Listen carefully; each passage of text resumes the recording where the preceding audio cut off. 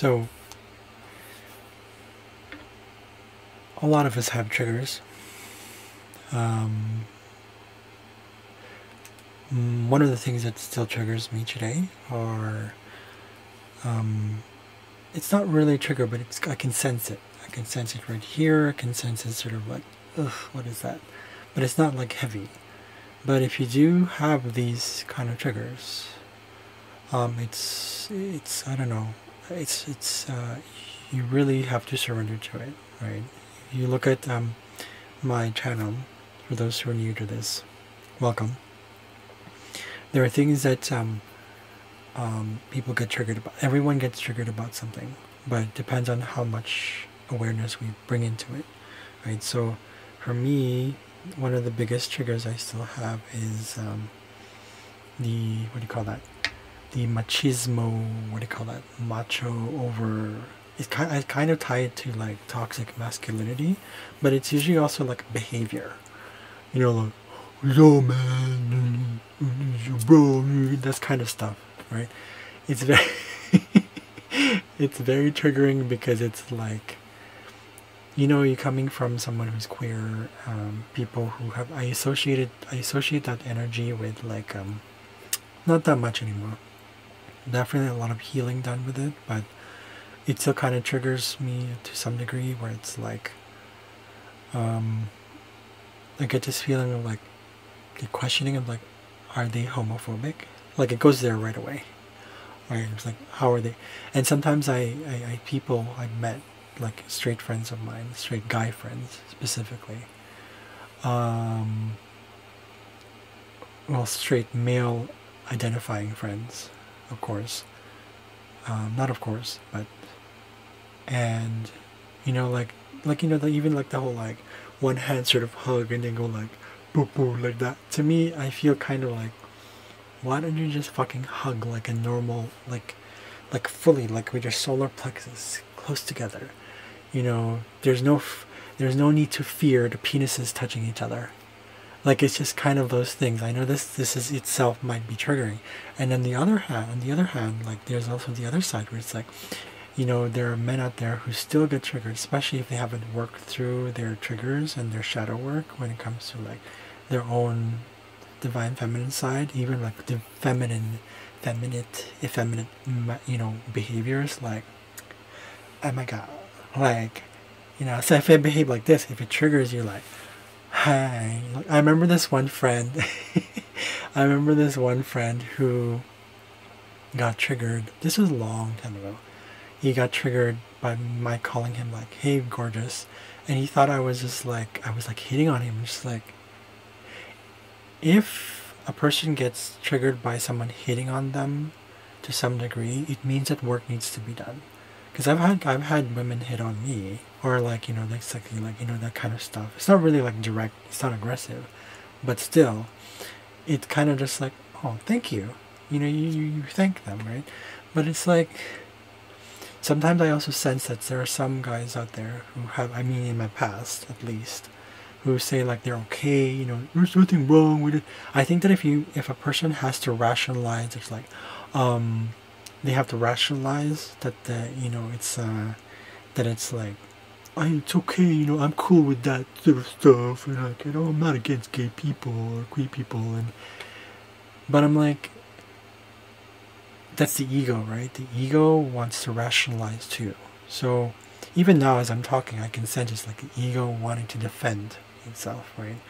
So it's really about not only surrendering, but really putting in the work and doing your shadow work. Like, why are we triggered by these opposites? Why are we triggered by even the non-opposites? Like, when I say non-opposite, I mean like, you know, people like this binary thing that we have, this it's tied to duality. It's tied to duality, the whole masculine, feminine, male, female, men, women sort of energy, that thing. It's all kind of like, it's on the same, like, you know, you can't, doesn't matter what we call it. The point is it's both, right? But there's like the non-binary stuff, or the non-duality stuff. And it does kind of get triggered because you get confused. It's like, you know, there's a part of the brain and there's like an inside, you know, because if I'm thinking it I'm pretty sure other people have thought about it. It's like, why can't you decide which one you are? It's like, I'm glad that I've met trans people. I'm glad that I met non-binary people. You know, because they've taught me my own triggers. Just like, what is that about?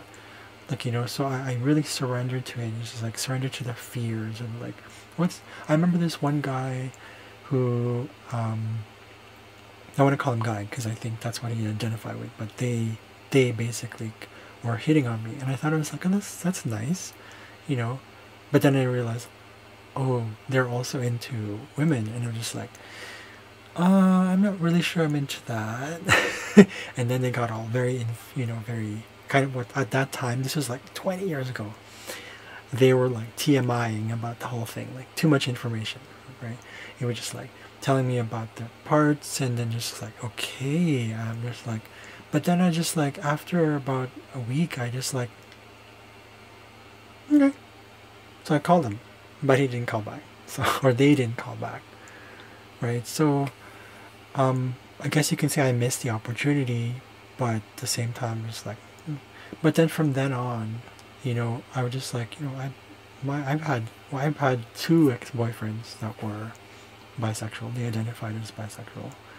Just like, okay, that doesn't make them any less of a person, right? I mean, this is just surface level stuff, but at the same time, this surface level 3D stuff, for those who are aware of three-dimensional, I mean like form, it doesn't make them less, you know, we're all connected, we're all one.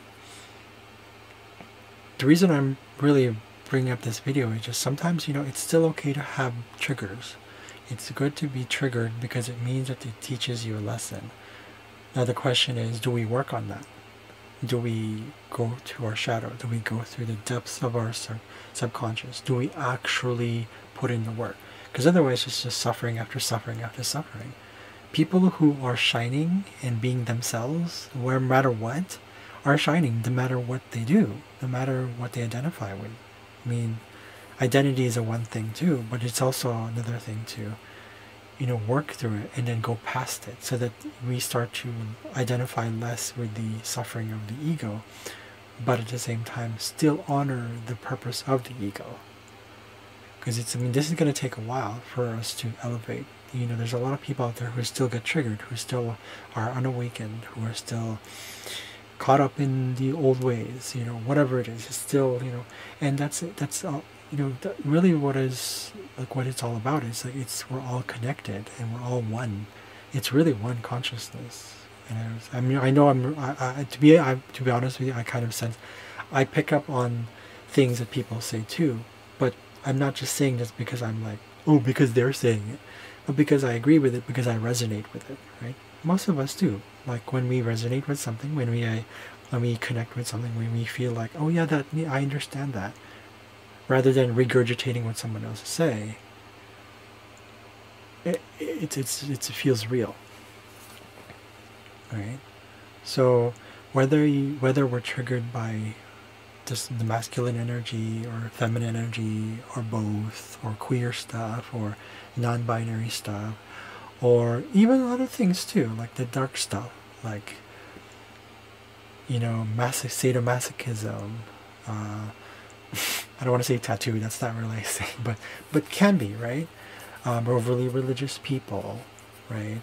Racism, war, famine, hunger, zombieism, you know, cannibalism, that's a big one. You know, fetishes, when we're triggered by those kind of shit, like, oh, what the heck is that? Oh my god. You know, or like scary things, or we're always going to get triggered by something. And whether it's words, whether it's through the eyes, whether it's something. So it's really good to work on our shadow work. Now, I personally don't do shadow work like on people. Oh, I have, like, you know, so here's one of the things. Look up shadow work.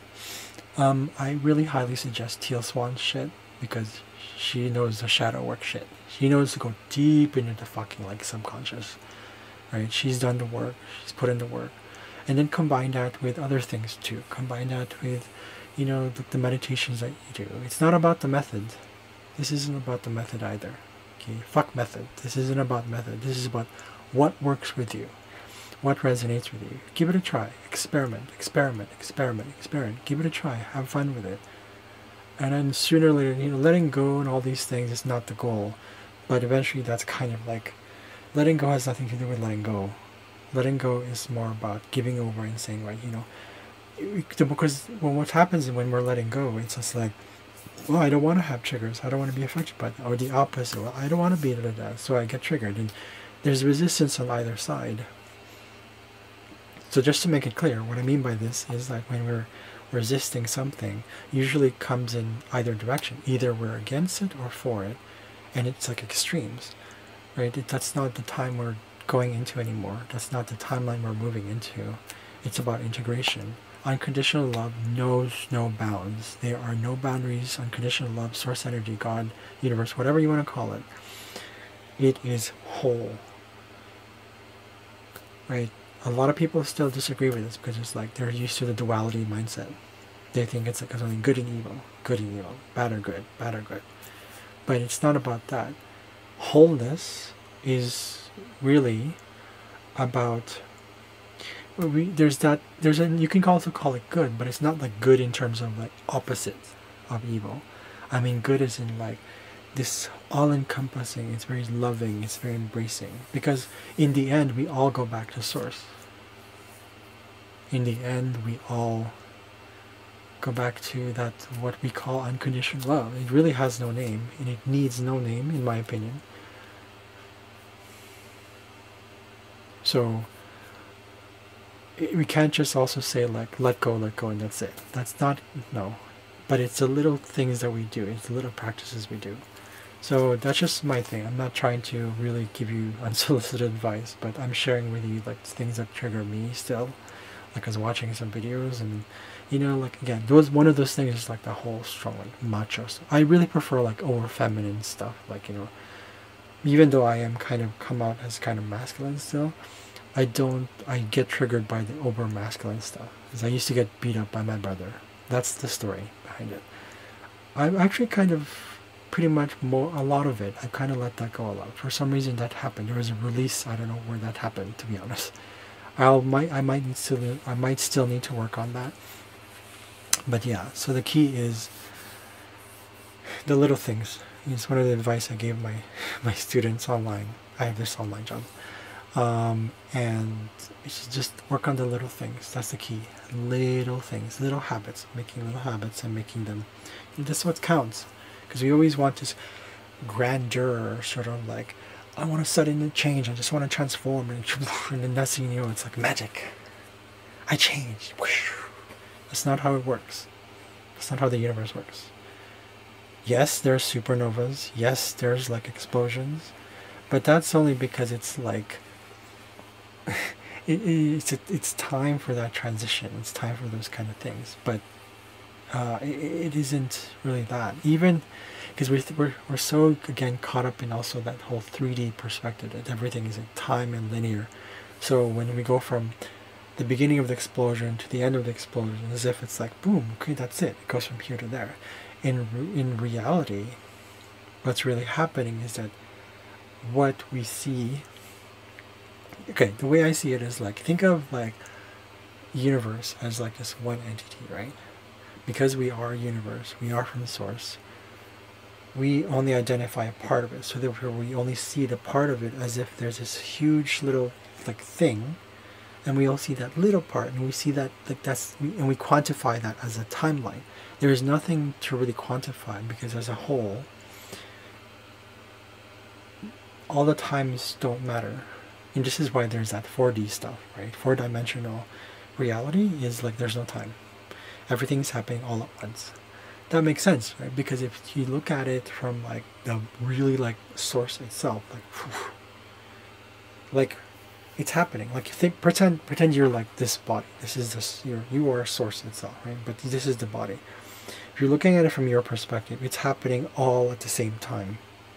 Everything that's happening in the molecular atomic level in your body, or subatomic even, is happening all right now. So therefore, when we look at the grand scheme of things, like the same thing. That's the reality. The only reason we identify with the parts of it is because of the identification, first of all, of separation, which comes from the identification of really just having an identity. It's like the realization of self. So how this ties into triggers is it's okay to go through that. It's okay to think small. It's okay to have the separation.